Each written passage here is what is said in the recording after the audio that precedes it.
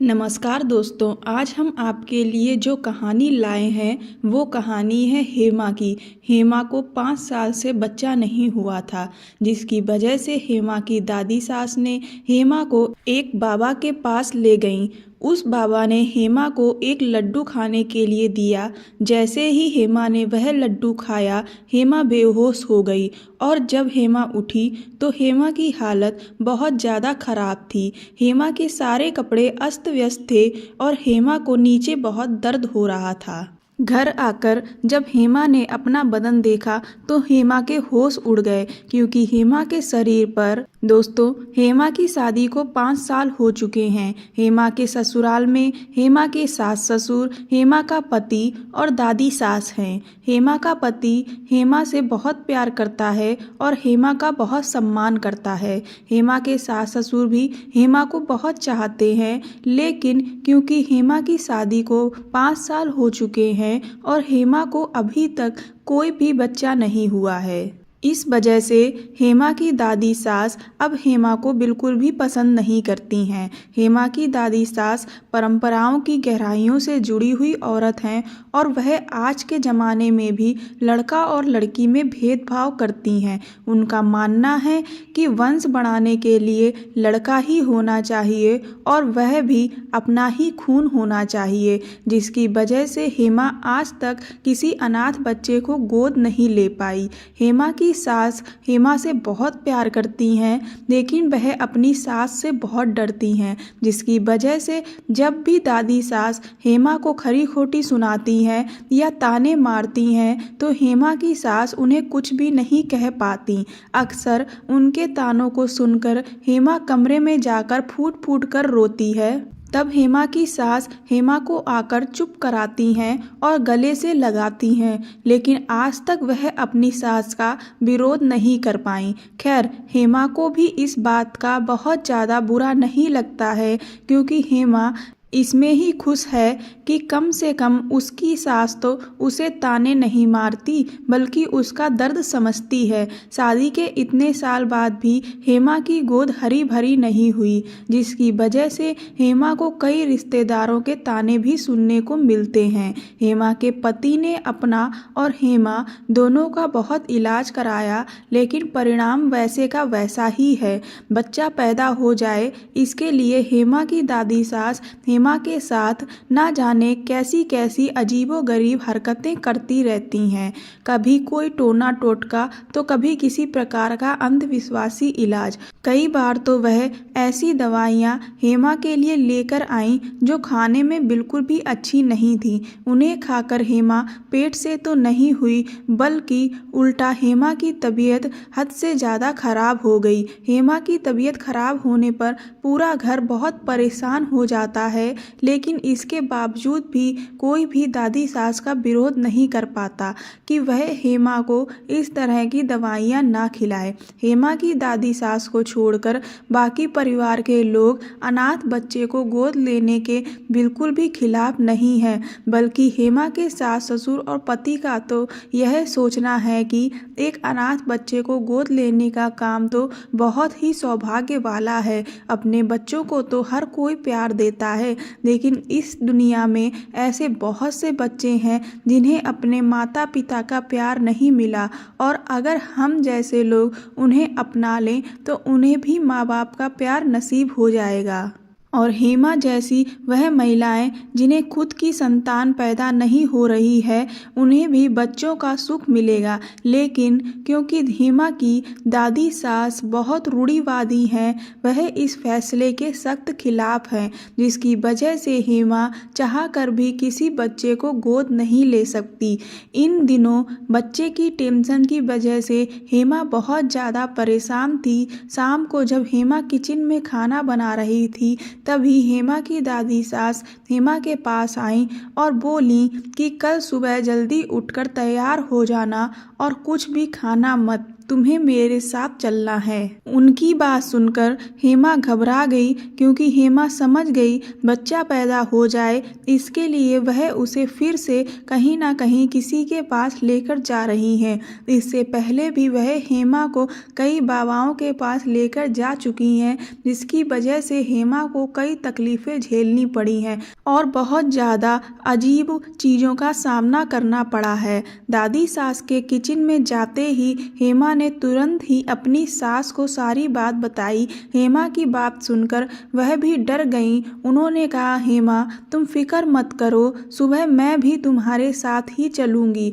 सुबह हेमा की दादी सास ने जैसे ही हेमा की सास को हेमा के साथ चलते हुए देखा, वह उन पर भड़क गईं और बोली कि तुमसे साथ चलने को किसने कहा। हेमा की सास ने कहा, एक से भले दो और दो से भले तीन, अगर मैं भी आपके साथ चलूं तो इसमें क्या बुराई है। दादी सास बोली, तुम्हें मुझ पर भरोसा नहीं है जो तुम मेरी जासूसी करने के लिए मेरे साथ चलना चाह रही हो। अगर मुझे तुम्हें लेकर जाना होता तो मैं तुम्हें शाम को ही ना बता देती। हेमा की सास ने कहा, लेकिन मैं भी आपके साथ चलना चाहती हूँ। तो दादी सास बोली, जब मुझे तुम्हें लेकर जाना होगा मैं तुम्हें पहले ही बता दूंगी, समझ आया। दादी सास का दो टूक जवाब सुनकर सास चुप रह गईं। अब तो हेमा की आंखों में आंसू आ गए। हेमा अपनी दादी सास के साथ जाना नहीं चाहती थी, लेकिन उसकी मजबूरी थी। खैर, अपना दिल मार कर हेमा दादी सास के साथ चली गई। जैसा कि हेमा को पहले से ही अंदाजा था, वह हेमा को किसी बाबा के पास लेकर आई थी। जब हेमा उस बाबा के पास पहुंची तो अंदर कमरे का नज़ारा बड़ा ही अजीब सा था। चारों तरफ अंधेरा ही अंधेरा, कहीं कहीं पर लाल लाल रोशनी जैसी टिमटिमा रही थी और कई सारे नींबू, हल्दी, कुछ एक हड्डियाँ और ना जाने कैसी कैसी अजीब सी चीज़ें पड़ी हुई थीं, जिन्हें देखकर हेमा का दिल बुरी तरह से घबराने लगा। वह बाबा भी देखने में बड़ा ही खतरनाक लग रहा था। ढेर सारी भभूत अपने चेहरे पर लगाए हुए बैठा था और गले में हड्डियों की माला पहन रखी थी। दादी सास ने उसे प्रणाम किया और हेमा को भी प्रणाम करने को कहा। दादी सास ने हेमा को बाबा के पास बैठने का इशारा किया। हेमा जैसे ही बैठी, बाबा ने दादी सास को कमरे से बाहर जाने को कह दिया। यह देखकर हेमा बुरी तरह से घबरा गई। अभी तक हेमा को कम से कम इस बात की तसल्ली तो थी कि उसके साथ दादी सास है, लेकिन अब तो ऐसे खतरनाक बाबा के साथ हेमा उस कमरे में बिल्कुल अकेली थी। हेमा का दिल जोर जोर से धड़कने लगा।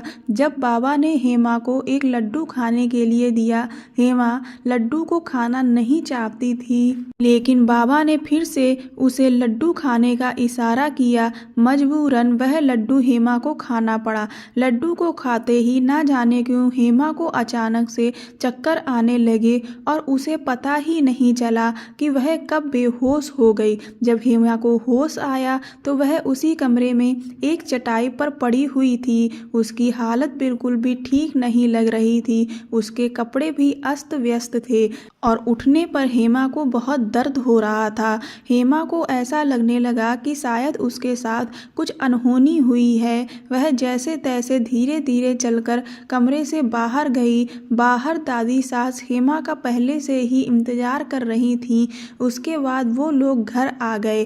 घर पहुंचते ही हेमा की सास हेमा को उसके कमरे में ले गईं और उससे पूछने लगीं कि उसे कहाँ ले गई थीं और वहाँ क्या हुआ था। हेमा ने उन्हें सब कुछ बताया और उनके गले लगकर रोने लगी। हेमा ने कहा, मुझे यह सब कुछ ठीक नहीं लग रहा है। आखिर यह कैसा इलाज है कि जब उस बाबा ने मुझे लड्डू दिया तो उसे खाने के बाद मुझे कुछ होश ही नहीं रहा। हेमा की सास बोली, मुझे भी तुम्हारी बातों से कुछ भी ठीक नहीं लग रहा है। फिर उन्होंने हेमा के शरीर को इधर उधर से देखना शुरू किया तो उन्हें कुछ अजीब से निशान दिखे। अब उनकी आंखों में भी आंसू आ गए। वह बोली, हेमा तुम बिल्कुल फिक्र ना करो, मैं अब तुम्हें बाबा के पास बिल्कुल भी नहीं जाने दूंगी। अगले दिन हेमा की सास किसी रिश्तेदार के यहाँ पर शादी थी, जिसकी वजह से उसकी सास को जाना पड़ा। सास के जाने के अगले दिन ही दादी सास ने हेमा से फिर से सुबह चलने के लिए कहा। हेमा ने जैसे तैसे हिम्मत जुटाकर उन्हें मना करने की कोशिश की, लेकिन वह बुरी तरह से गुस्सा होने लगी और हेमा को तरह तरह के ताने मारने लगी। उनके ताने सुनकर हेमा मजबूरन उनके साथ चली गई। वहां पहुंचकर फिर से हेमा के साथ वही सब हुआ जो पिछली बार हुआ था। जब उसकी सास वापस घर आई तो हेमा ने उन्हें रो रो कर सब कुछ बताया। हेमा की बात सुनकर इस बार सास बहुत ज़्यादा गुस्से में आ गई। वह हेमा का हाथ पकड़कर दादी सास के कमरे में ले गईं और उनसे थोड़ा सख्त लहजे में कहा कि क्या आपको हेमा की हालत नहीं दिख रही है? वह जब भी उस बाबा के पास जाती है तो उसकी तबीयत ठीक नहीं रहती। वह बाबा ढोंगी है, इन सब चीज़ों से कुछ भी नहीं होता है। इसीलिए मैं आपके आगे हाथ जोड़ती हूँ, आज के बाद हेमा को आप उस बाबा के पास लेकर नहीं जाएंगी। सास की बात सुनकर दादी सास बुरी तरह से भड़क गई और उनके ऊपर चिल्लाकर बोली, खबरदार, जो उस बाबा को ढोंगी कहा, वह बहुत ही ज्ञानी बाबा है। तुम्हारी इस बांझ बहू की गोद अगर कोई भर सकता है ना, तो वह सिर्फ वो बाबा ही है। और एक बात कान खोल कर सुन लो, अगर अब भी इसकी गोद ना भरी तो रोहन की दूसरी शादी करवाऊंगी और कोई मुझे रोक नहीं सकता। हेमा ने जब अपने पति की दूसरी शादी की बात सुनी तो उसके तो पैरों के तले जमीन ही खिसक गई। सास भी सन्न रह गईं। सास ने लड़खड़ाते हुए शब्दों में दादी सास से कहा, आप ऐसा नहीं कर सकती। तो दादी सास बोली, कौन रोकेगा मुझे? कोई रोक कर तो दिखाए। क्या परिवार का वंश नहीं बढ़ेगा? यह औरत बांझ है तो क्या रोहन पूरी जिंदगी बिना बच्चे के बिताएगा? इस घर को बारिश चाहिए, फिर वह चाहे इससे मिले या दूसरी औरत से, क्या फ़र्क पड़ता है? जो दूसरी औरत आएगी वह भी तो रोहन की पत्नी ही कहलाएगी। हेमा आंखों में आंसू लिए चुपचाप अपने कमरे में चली आई। अब तो उसे ऐसा लग रहा था जैसे उसका सब कुछ खत्म हो गया है। हेमा माँ नहीं बन सकती, यह गम तो उसे आज तक तोड़ता ही चला आ रहा था। अब उसके पति की दूसरी शादी की बात सुनकर तो उसकी जीने की इच्छा ही खत्म होने लगी। एक हफ्ते के बाद हेमा के घर वालों को पता चला कि वह बाबा जिसके पास दादी सास हेमा को लेकर जाती थी, उसे पुलिस ने पकड़ लिया है, क्योंकि वह कई औरतों के साथ फ्रॉड करता था। जब दादी सास को यह बात पता चली तो वह बोली कि उस बाबा को फंसाया जा रहा है, वह तो बहुत ही नेक इंसान है। वह यह बात मानने को तैयार ही नहीं थी कि वह बाबा झूठा और मक्कार है। खैर जो भी हो, लेकिन अब कम से कम हेमा का उस बाबा से पीछा छूट गया था। लेकिन हेमा को अपने पति की दूसरी शादी का डर सताने लगा था। शाम को हेमा की सास हेमा के कमरे में उसके लिए खीर बनाकर लाई, लेकिन उस वक्त हेमा का कुछ भी खाने का मन नहीं था। हेमा ने अपनी सास को मना किया कि वह अभी नहीं, बाद में खा लेगी, लेकिन उसकी सास ने ज़बरदस्ती उसे वह खीर खिलाई। थोड़ी सी खीर खाने के बाद पता नहीं क्यों हेमा को उल्टी जैसी लगने लगी और वह भागकर उल्टी करने गई। जब वह वॉशरूम से निकली तो उसके कमरे में दादी सास, उसका पति, ससुर सभी लोग खड़े थे और हेमा की सास ने तुरंत ही उसे गले से लगा लिया और वह कहने लगी, आप सबको मुबारक हो, हेमा माँ बनने वाली है। अपनी सास के मुंह से यह बात सुनकर हेमा दंग रह गई। उसे समझ नहीं आ रहा था कि उसकी सास आखिर ऐसा क्यों कह रही हैं। उन्हें ऐसा क्यों लग रहा है कि हेमा माँ बनने वाली है, लेकिन हेमा को तो ऐसा कुछ भी नहीं लग रहा था। हेमा ने बीच में बोलने की कोशिश की, पर हेमा की सास ने उसे चुप करा दिया। दादी सास तो हेमा की बलाएं उतारते थक नहीं रही थीं। वह बोली, देखो, मैं ना कहती थी कि वह बाबा बहुत चमत्कारी है। आज उन्हीं की वजह से हमारी हेमा की गोद भर गई है। उन्होंने तुरंत ही हेमा के दोनों हाथ चूम लिए और हेमा के हाथ में कुछ पैसे देकर बोली, अब जल्दी से मुझे मरने से पहले पोते का मुंह दिखा दे, बहुत इंतजार करवाया है तूने। सभी लोग बहुत खुश थे। दादी सास ने कहा, अब हेमा कोई भी काम नहीं करेगी, पूरी तरह से आराम करेगी। और उन्होंने हेमा की सास से कहा, कान खोलकर सुन लो, हेमा के खाने पीने का पूरा ध्यान तुम रखोगी और हर समय उसके साथ रहोगी। उसे किसी भी तरह की कोई तकलीफ नहीं होनी चाहिए। कुछ देर के बाद सभी लोग कमरे से चले गए। हेमा को अभी भी कुछ भी समझ नहीं आ रहा था कि आखिर यह सब हो क्या रहा है। आखिर सबको इतनी बड़ी गलतफहमी कैसे हो गई। हेमा के मन में शक आने लगा, कहीं ऐसा तो नहीं कि उस बाबा ने बेहोश करके मेरे साथ वो सब कुछ नहीं, ये नहीं हो सकता। हेमा ने अपनी सास से जब इस बारे में बात करने की कोशिश की तो वह हेमा की बात सुनने को तैयार ही नहीं थी। उन्होंने इस तरह का व्यवहार हेमा के साथ पहले कभी नहीं किया था। हेमा बहुत दुविधा में थी क्योंकि उसे पेट से होने का कोई एहसास नहीं था। अब सभी लोग हेमा का बहुत ज़्यादा ध्यान रख रहे थे।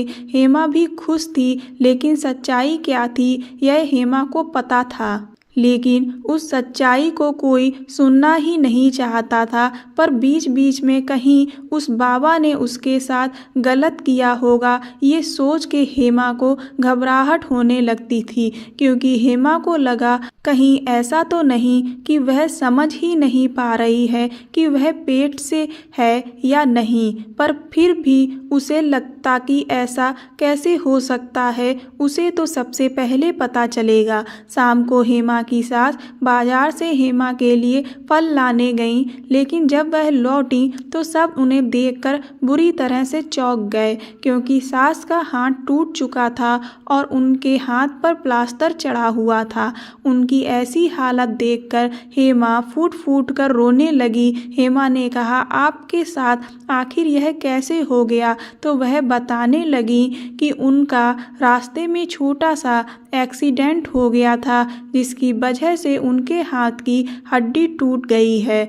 डॉक्टर ने कहा है कि उनका हाथ 6-7 महीने से पहले ठीक नहीं होने वाला है। यह सुनकर सबके चेहरे का रंग ही उड़ गया। दादी सास तो बहुत ज़्यादा परेशान हो गईं। वह बोली, अब ऐसी हालत में हेमा का ध्यान कौन रखेगा। हेमा ने कहा, इस वक्त सबसे ज़्यादा आराम की ज़रूरत मेरी सास को है और मुझे उनका ख्याल रखना होगा। हेमा की बात सुनकर दादी सास बोली, मैं जानती हूँ कि तू अपनी सास से बहुत प्यार करती है, लेकिन इतने सालों बाद हमारे घर में खुशी आई है और मैं नहीं चाहती कि किसी भी लापरवाही की वजह से वह खुशी हमसे छिन जाए। तभी मेरी सास बोली, हम ऐसा करते हैं, हेमा को उसके मायके दार्जिलिंग में भेज देते हैं। हेमा का ऐसी हालत में ध्यान रखने के लिए अपनी माँ से बेहतर कोई मिल ही नहीं सकता। और जब बच्चा हो जाएगा तो हम हेमा और उसके बच्चे दोनों को घर वापस ले आएंगे। यह बात सुनकर दादी सास ने तुरंत ही हाँ कर दी, क्योंकि वह किसी भी हालत में इस बच्चे के साथ कोई भी लापरवाही नहीं चाहती थी। शाम को ही हेमा के घर पर बात कर ली गई और उसका सामान पैक कर दिया गया। हेमा अपने मायके बिल्कुल भी नहीं जाना चाहती थी, क्योंकि ऐसी हालत में वह अपनी सास को छोड़ना नहीं चाहती थी। उसने उन्हें समझाने की बहुत कोशिश की, लेकिन वह नहीं मानी। फिर वह बुरी तरह से रोने लगी। उसने कहा, आप मेरे साथ ऐसा क्यों कर रही हैं। मैं जानती हूँ कि मैं पेट से नहीं हूँ, लेकिन आप यह बात मानने को तैयार क्यों नहीं हैं। फिर हेमा बहुत ज़्यादा रोने लगी और उसके दिमाग में वही बात आने लगी। उसने कहा, सासू माँ, कहीं ऐसा तो नहीं कि मुझे अपने पेट से होने का एहसास नहीं है, लेकिन आप कह रही हैं कि मैं पेट से हूँ, कहीं उस बाबा ने मेरे साथ कुछ गलत। हेमा इतना ही बोल पाई, तभी उसकी सास ने उसके मुंह पर हाथ रखकर उसे चुप करा दिया। फिर उन्होंने उसे जो कुछ बताया गया उसे सुनकर उसके पैरों तले जमीन खिसक गई। हेमा की सास ने कहा, तुम जैसा सोच रही हो वैसा कुछ नहीं है मेरी बच्ची, असल में तुम पेट से नहीं हो, लेकिन फिर भी मैंने सबके सामने यह झूठ बोला कि तुम पेट से हो। हेमा ने कहा, आपने आखिर ऐसा क्यों किया? वह बोली, अगर मैं ऐसा नहीं करती तो तुम्हारी दादी सास रोहन की दूसरी शादी करवा देती और मैं अपनी बहू के साथ ऐसा होते हुए हरगिज़ भी नहीं देख सकती हूँ। उसके बाद उन्होंने कहा कि मैं इस शादी को तो नहीं रोक सकती थी, लेकिन शादी को रोकने के लिए कोई उपाय तो कर सकती थी। इसीलिए उस दिन मैंने तुम्हें खीर में उल्टी हो जाने वाली दवा मिलाकर दी, ताकि सबको यही लगे कि तुम पेट से हो और इसी वजह से तुम्हें उल्टी हुई थी। दादी सास का तो यह विश्वास था कि वह बाबा चमत्कारी है जिसके इलाज से तुम पेट से जरूर हो जाओगी, इसीलिए मैंने फिर इस बात का फ़ायदा उठाकर यह नाटक रचा और सभी ने मेरी यह बात मान भी ली। हेमा ने कहा, वह सब तो ठीक है, लेकिन मैं आपको ऐसी हालत में छोड़कर नहीं जा सकती। हेमा की सास ने कहा, मैं जानती हूँ मेरी बच्ची कि तुम मुझसे बहुत प्यार करती हो, लेकिन तुम बिल्कुल भी फिक्र ना करो, मुझे कोई चोट नहीं आई है, मेरा हाथ टूटा नहीं है। यह प्लास्टर तो मैंने नाटक करने के लिए झूठ मूठ में ही चढ़वा रखा है, ताकि मैं सबको यह दिखा सकूं कि मुझे चोट लगी है और मैं तुम्हारा ध्यान नहीं रख पाऊंगी, जिससे कि मैं तुम्हें तुम्हारे मायके भेज सकूं। अपनी सास की बातें सुनकर हेमा तो दंग ही रह गई। हेमा ने कहा, अगर मैं अपने मायके चली भी जाऊंगी तो उससे क्या होगा? अगर दादी सास को रोहन की दूसरी शादी करनी होगी तो वह तो कराएंगी ही। हेमा की सास ने उसके सर पर हाथ फेरते हुए कहा, मेरी बच्ची तुम बहुत भोली हो, मैं तुम्हें तुम्हारे मायके इसलिए भेज रही हूँ क्योंकि दिल्ली से दार्जिलिंग बहुत दूर है और वहाँ ना तो 9 महीने तक हमारा आना जाना होगा, ना ही वहाँ हमारा कोई रिश्तेदार है, इसीलिए तुम वहाँ जाकर अनाथ आश्रम से एक बच्चे को गोद ले लेना। मैंने वहाँ के एक अनाथ आश्रम में बच्चे के लिए बात कर ली है, वह ठीक 9 महीने के बाद तुम्हें एक बच्चा गोद दे देंगे और इस सब के बारे में मैंने तुम्हारी माँ से भी बात कर ली है।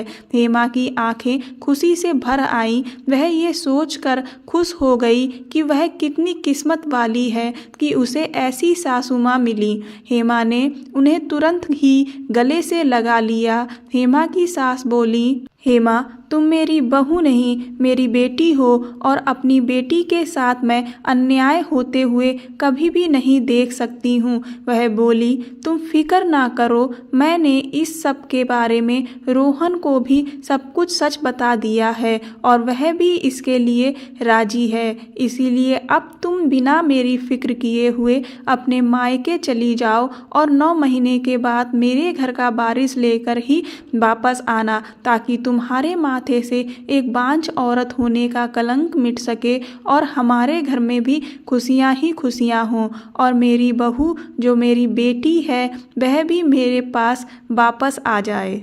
अगर आपको यह कहानी पसंद आई हो तो चैनल को सब्सक्राइब कर लें और वीडियो को लाइक कर दें। धन्यवाद।